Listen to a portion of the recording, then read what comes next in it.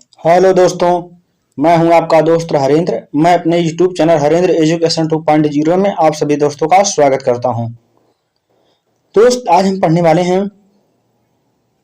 विज्ञान और विज्ञान में पोषण और विटामिन को पढ़ेंगे कि किस विटामिन से कौन सा रोग होता है और उसका उपचार क्या क्या है। गाइस, यह video super TET KVS DSSB इसके साथ हाई स्कूल व इंटर के बच्चों के लिए बहुत ही महत्वपूर्ण है। चलिए गाइस, शुरू करते हैं। पोषण किसे कहते हैं? हम आज पोषण की परिभाषा देखेंगे। जीवों द्वारा भोजन तथा अन्य खाद्य पदार्थों के पाचन से पोषक तत्व को प्राप्त करने की क्रिया को पोषण कहते हैं। अर्थात गाइस, जो हम भोजन को खाते हैं अर्थात खाद्य पदार्थों को जो हम यूज करते हैं और उनके द्वारा जो पाचन होता है, जैसे हम खाना खाए, खाना पचा और खाना पचने के बाद उसके द्वारा जो हमें पोषक तत्व मिला और वही पोषक तत्व अर्थात वही पोषक तत्व प्राप्त करने की क्रिया पोषण कहलाती है। पोषण में संतुलित पोषण,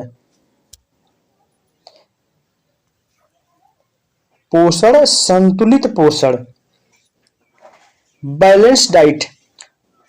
पोषण किसे कहते हैं?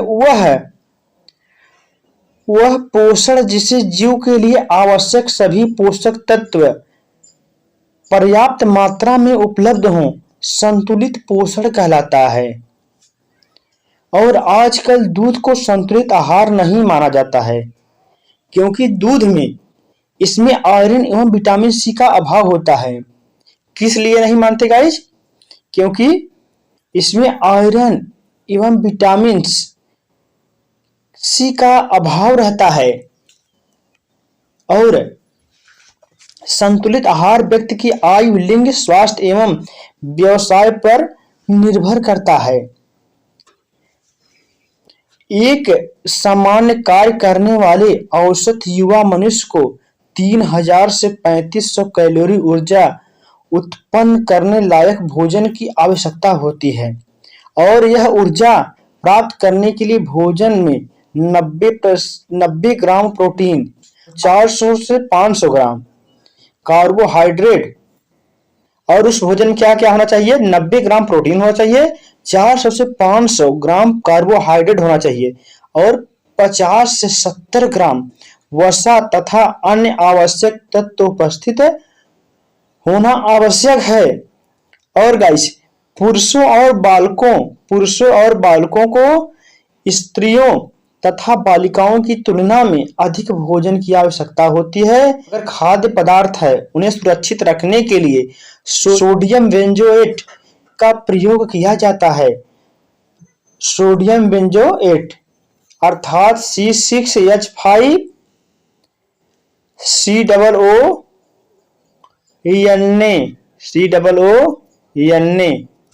COONA होता है। हम नेक्स्ट देखेंगे भोजन और उसके अवयव। भोजन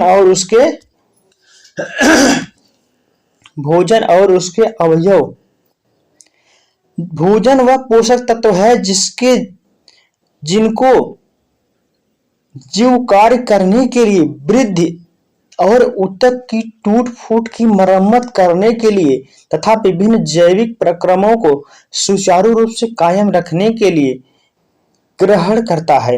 अर्थात गाइस, कोई भी जीव अपने शरीर के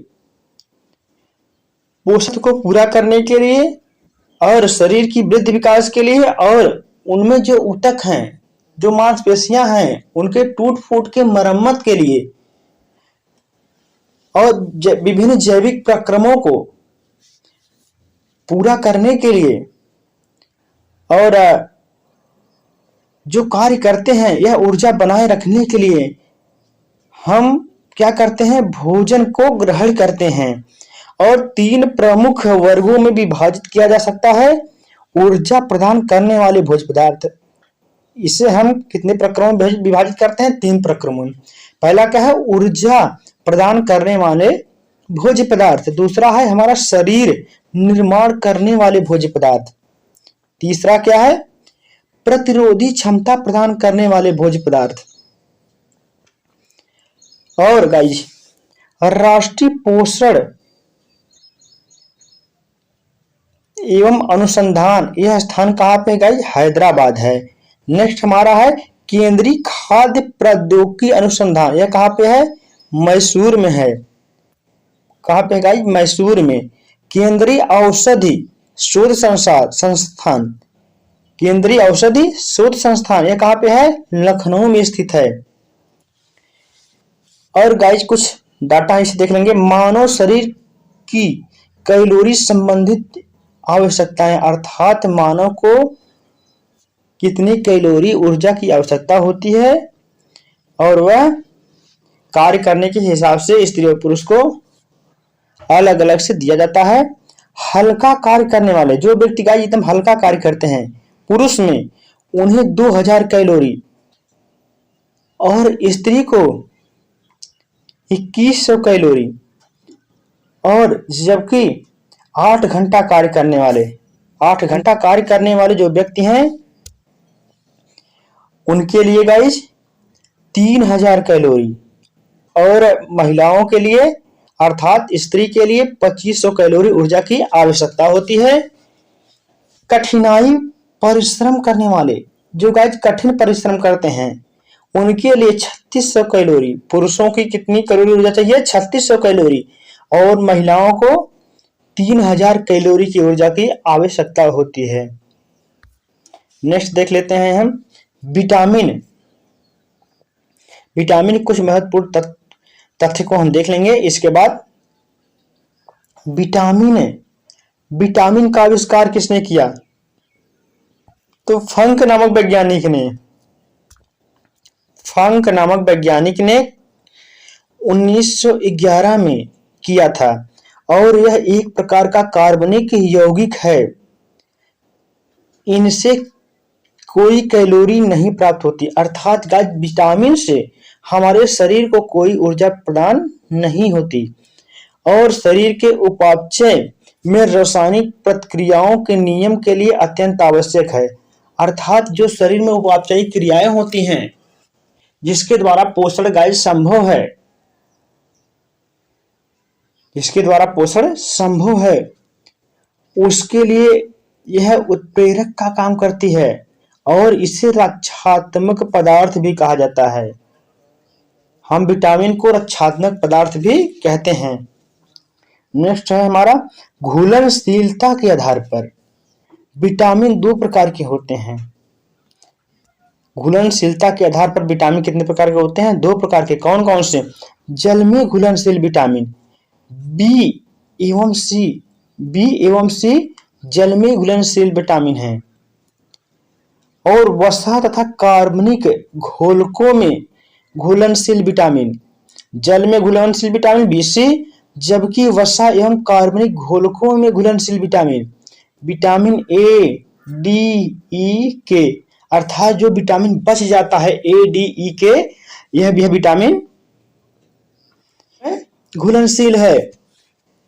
और विटामिन ए नेत्र, त्वचा, हड्डी एवं हमारे शरीर की प्रतिरक्षा प्रणाली को मजबूती प्रदान कर देता है। अर्थात विटामिन ए का अगर हम प्रयोग करते हैं तो हमारे त्वचा, हड्डियां एवं हमारे शरीर की प्रतिरक्षा प्रणाली को मजबूती प्रदान करता है। यह विटामिन B12 में कोबाल्ट पाया जाता है। Very important guys, vitamin B12 में क्या पाया जाता है? कोबाल्ट पाया जाता है। विटामिनों का संश्लेषण हमारे शरीर की कोशिकाओं द्वारा नहीं हो सकता, अर्थात हमारी शरीर की कोशिकाओं द्वारा विटामिन का अवशोषण नहीं होता, बल्कि इसकी पूर्ति विटामिन युक्त इन विटामिनों की पूर्ति हो जाती है। फिर भी विटामिन डी और के का संश्लेषण हमारे शरीर में हो जाता है, अर्थात धूप से हमें विटामिन डी मिल जाता है गाइज। विटामिन डी का संश्लेषण सूर्य के प्रकाश में उपस्थित बैगनी पराबैंगनी किरणों द्वारा त्वचा के कोलेस्ट्रॉल द्वारा गाइज, और इससे हम क्या कहते हैं, कोलेस्ट्रॉल को इर्गेस्टिराल कहते हैं, और इसके द्वारा विटामिन डी का संश्लेषण हो जाता है त्वचा में, और विटामिन के जीवाणुओं द्वारा हमारे कोलन में संश्लेषित होता है और वहीं उसका अवशोषण हो जाता है। अर्थात विटामिन के का अवशोषण कहाँ होता है गाइज, हमारे आंत के कोलन में, और वहीं पर संश्लेषित हो जाता है। नेक्स्ट देख लेते हैं, विटामिन की कमी से होने वाले रोग और स्रोत। अर्थात विटामिन की कमी से विभिन्न प्रकार के जो रोग होते हैं उनके बारे में हम देखेंगे। Vitamin A retinol, vitamin A इसका रासायनिक नाम है रेटिनॉल। इससे इसके कमी से होने वाला रोग कौन से है, रतौंधी है, संक्रमणों का खतरा, जीरोथैलेमिया और वेरी वेरी होता है। नेक्स्ट है हमारा विटामिन बी थायमिन, इससे क्या होता है गाइस, वेरी वेरी होता है। और इसके स्रोत क्या हैं गाइस, ये विटामिन ए में दूध, पनीर, सब्जी, मछली, तेल, अगर इतना का इस सब का प्रयोग करते हैं गाइस तो हमें विटामिन ए की कमी नहीं होगी। और मूंगफली, विटामिन बी में मूंगफली, तिल, मिर्च और दाल, यकृत, अंडा, सब्जियां इत्यादि का अगर हम प्रयोग कर लेते हैं तो हम विटामिन बी1 से थायमिन से बच जाएंगे, अर्थात बेरी बेरी रोग से हम बच जाएंगे। और इसके लिए हमें रसीले फल का प्रयोग भी करना चाहिए। विटामिन बी2 राइबोफ्लेविन, इसकी कमी से होने वाला रोग है त्वचा का फटना, आंखों का लाल होना, जिह्वा का फटना। और उपचार क्या है, इसके स्रोत क्या हैं, अगर हम खमीर, कलेजी, मांस, सब्जी, दूध इत्यादि का प्रयोग कर लेते हैं गाइस तो हम इस रोग से बच जाएंगे। नेक्स्ट हमारा है बी3 निकोटिनाइड या नियासिन इसे कहते हैं। बी3 को निकोटिनाइड या नियासिन कहते हैं। इससे फ्लैग्रा नामक रोग हो जाता है जिसे हम 4D सिंड्रोम भी कहते हैं। और इसमें हम मांस का सेवन, मूंगफली, टमाटर, पत्ती वाली सब्जियों का प्रयोग करते हैं तो हम इन बीमारियों से बच सकते हैं। नेक्स्ट हमारा है B5 पेंटोथेनिक अम्ल। B5 पेंटोथेनिक अम्ल, इसकी कमी से होता है बाल का सफेद होना, मंद बुद्धि का होना। और इस बीमारी से निजात पाने के लिए हम मांस का प्रयोग कर सकते हैं। दूध, मछली, गन्ना और टमाटर का प्रयोग करके इस बीमारी से हम निजात पा सकते हैं। नेक्स्ट हमारा है B6 पायरिडॉक्सिन, इसकी कमी से रोग होता है गाइस एनीमिया, त्वचा का रोग। यकृत, मांस और अनाज का सेवन करके हम इस एनीमिया वाले रोग से बच सकते हैं और गुड़ का भी प्रयोग कर सकते हैं। नेक्स्ट हमारा है B7 बायोटीन, इसका रासायनिक नाम है बायोटीन। और इसके कमी से लकवा नामक रोग और शरीर में दर्द और बालों का गिरना और अन्य प्रकार की बीमारियां हो जाती हैं। और इससे बचने के लिए हम मांस, अंडा, दूध और यकृत का प्रयोग कर सकते हैं। B11 अर्थात B11 फॉलिक एसिड, इसकी कमी से एनीमिया एवं पेचिश हो जाता है। और इसके कमी से जो रोग होता है इससे निजात पाने के लिए हम यकृत, सब्जियां, अंडा, सेम, दाल इत्यादि का प्रयोग करके इससे बच सकते हैं। इसे भी याद रखना। Vitamin B12 cyanocobalamin very important, cyanocobalamin very important. इससे होता है एनीमिया, पांडु रोग। और मांस, कलेजी, दूध आदि का सेवन करके इस बीमारी से हम बच सकते हैं, इसे भी याद रखना। विटामिन सी एस्कॉर्बिक अम्ल, विटामिन सी एस्कॉर्बिक अम्ल, स्कर्वी मसूड़ों का फूलना अर्थात मसूड़ों से खून आना इत्यादि बीमारियां हो जाती हैं। इसके लिए नींबू, संतरा, नारंगी, टमाटर पदार्थ, मिर्च, अंकुरित अनाज एवं रसीले फल का प्रयोग कर सकते हैं और इस बीमारी से निजात पा सकते हैं, बच सकते हैं। विटामिन डी कैल्सीफेरॉल, इससे रिकेट्स अर्थात सूखा रोग, ऑस्टियोमलेशिया, वयस्कों में, बच्चों में रिकेट्स और वयस्कों में क्या होता है, ऑस्टियोमलेशिया अर्थात सूखा रोग टाइप हो जाता है। हड्डियां टेढ़ी मेढ़ी हो जाती हैं कमजोर होके। और इससे बचने के लिए मछली युक्त तेल, दूध, अंडा, हरी सब्जियां इत्यादि का प्रयोग कर सकते हैं। गाजर इत्यादि का प्रयोग करेंगे तो हम ठीक हो जाएंगे। विटामिन ई, टोकोफेरॉल और इसकी कमी से गाइस जनन क्षमता का कम होना इत्यादि हो जाता है।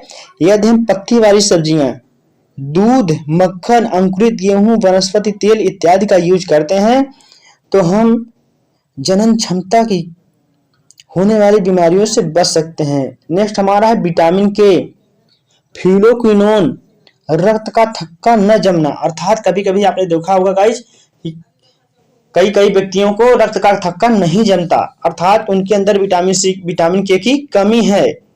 और इससे बचने के लिए हम टमाटर, हरी पत्तियां और हरी सब्जियां आंतों में, और यह आंतों में उत्पन्न भी होता है अगर इन और विटामिन को पूरा कर सकते हैं।